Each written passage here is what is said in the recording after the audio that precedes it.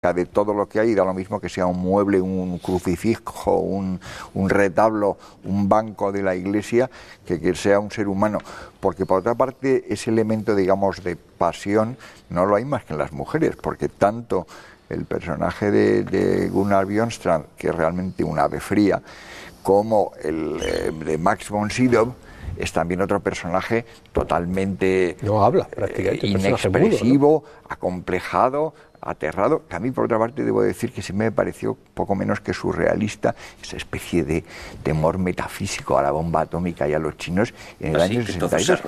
Eso, por ejemplo, me huele a un elemento argumental o pretextual como que si viniera del año 55 o algo por el estilo. Queda como un pegote a la discusión. Visto general, hoy, ¿no? las referencias a China surrealistas, resultan un poquito ridículas. No tiene nada que ver. Porque claro, dices tú, ¿no? Que este señor se va a suicidar por culpa de China.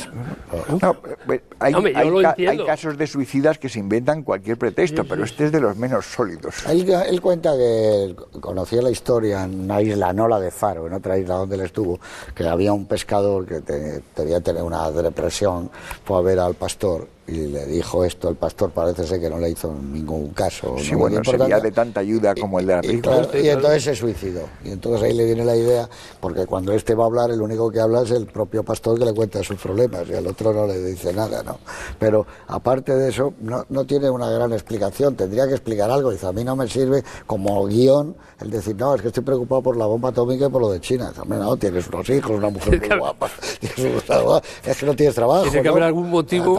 Algo. Es que da la impresión de que es un personaje bastante pretextual dentro de la estructura, una estructura muy cerrada. Una comparación muy clara y que a mí me resultó más clara porque vi Persona antes de ver esta.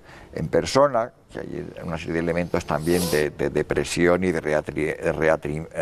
retraerse en sí mismo y de no querer ni hablar, etcétera, sí que hay esos elementos que se ven en la televisión y ves al monje budista que se quema en protesta a Vietnam, que ves las imágenes en un documental sobre el gueto de Varsovia.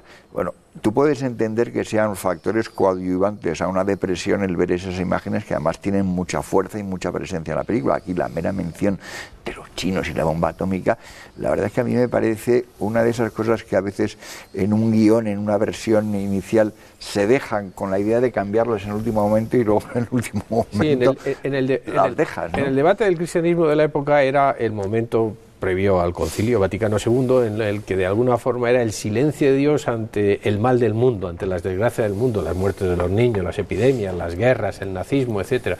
Pero claro, eso que está subyaciendo ahí en la película, y anteriormente cada vez que salía Camus, etcétera, etcétera, ¿no?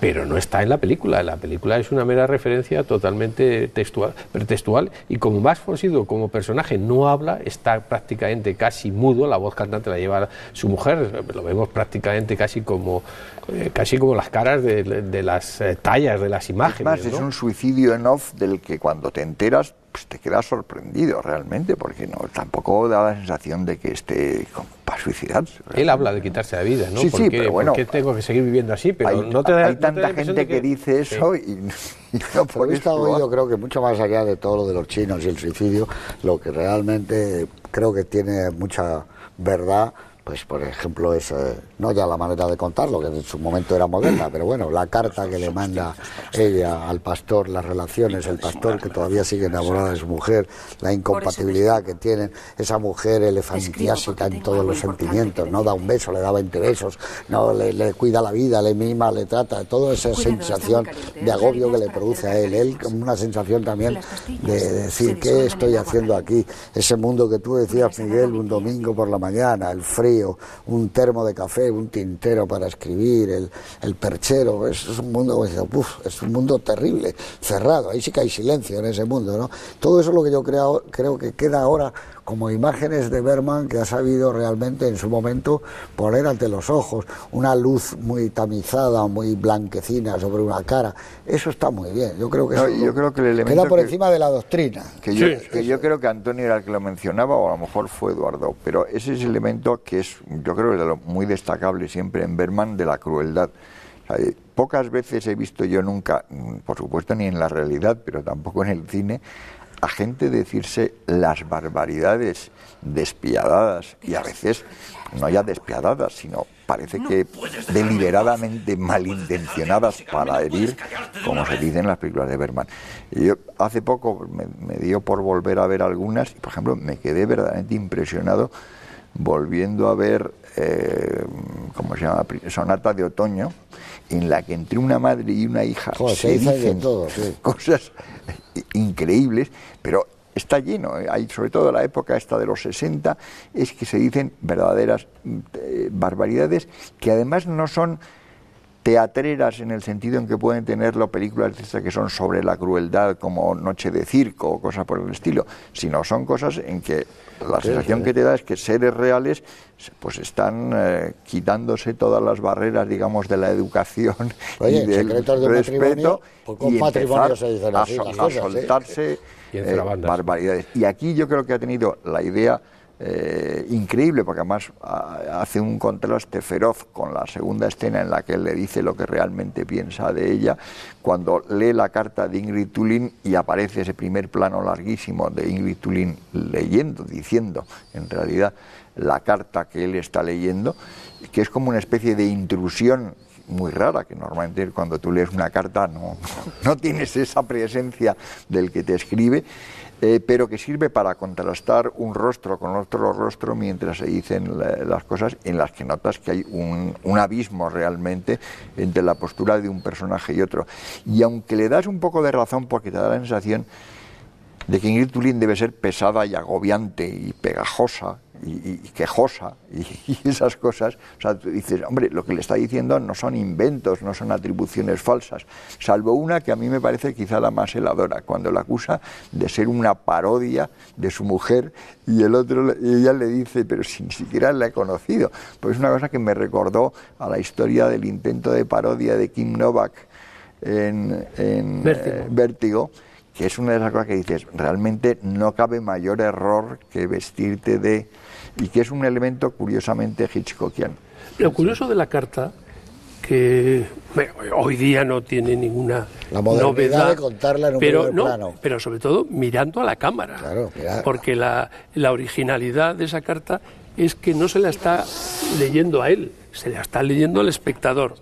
Y lo curioso, que yo ya no sé... Eso lo ha hecho mucho Bergman, es por qué razón ese plano tan inmensamente largo lo corta, si no es por razones incluso de la duración del chasis, porque se ha equivocado el texto, con los planos de la mano, que a mí me parecen horrendos.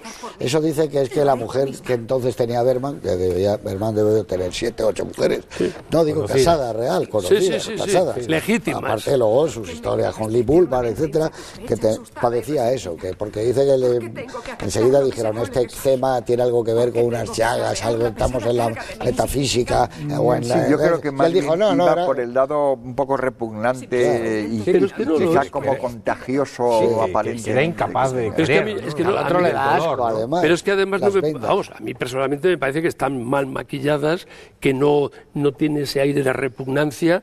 Es un plano estupendo de Ingrid Thulin recitando la carta, que se corta con esos planos de las manos que a mí, por supuesto, no me gustan. Los insertos, yo creo que aparte de que los haya filmado, a lo mejor es que produce, tú lo sabes, ha habido un titubeo, ¿no? Le gusta un momento y corta y bueno, pasa a lo mejor él. Trabajaban con unos chasis, porque yo no he medido lo que dura la carta. Claro. Es que a lo mejor la carta dura más... 7 minutos. Podría ser 8 minutos.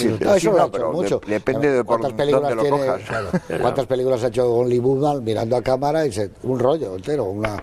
No, lo que pasa es posterior. Yo creo que aquí descubre una fuerza especial del primer plano muy aislado de contexto y a veces cortado y a veces de perfil y a veces tal, porque a partir del año 65 más o menos prolifera en la obra de Bergman y hay un montón de películas que están basadas en un uso del primer plano que yo creo que es un uso del primer plano nuevo y único. Yo quería insistir en eso. Evidentemente que Ingmar Bergman es un hombre de teatro, es indiscutible. Es un hombre que no abandonó el teatro, que empezó en el teatro, que lo compaginó con el cine y que toda su vida estuvo haciendo teatro. En esta película concretamente yo insisto en las unidades temporales de cada escena, que están con un tiempo real, una unidad de tiempo, como si fueran escenas de un teatro. Sin embargo, evidentemente, parece que hay un descubrimiento del rostro, cosa que en teatro él no puede tener, porque el rostro siempre está lejano. Yo creo que él es un hombre de teatro, indudablemente, como tú dices, pero también es un hombre de cine. Sí, hombre, claro. O sea, que él